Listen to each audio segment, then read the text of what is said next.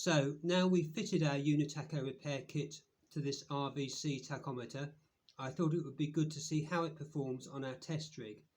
And you can see the test rig at the back there, and this is very similar to the sort of ignition system you find on a classic car.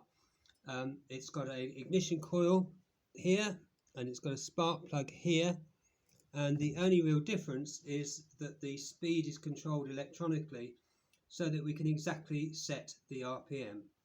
And over in the corner here you can see a display, and when the rig's running you'll be able to see the RPM on that display.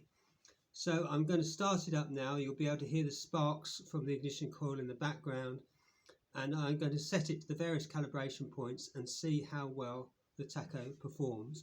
So the first calibration point is 500 RPM, and I'll set it to that now. And you can see the needle sitting there very close to 500 RPM, so that's good. The next calibration point was 1500 RPM.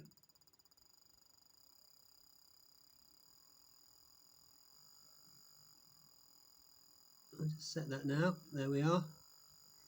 And again, we're very close to 1500 RPM on the scale.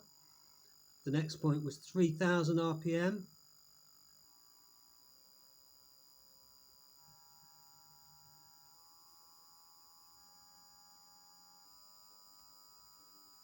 And there we are, the needle sitting at 3000 RPM.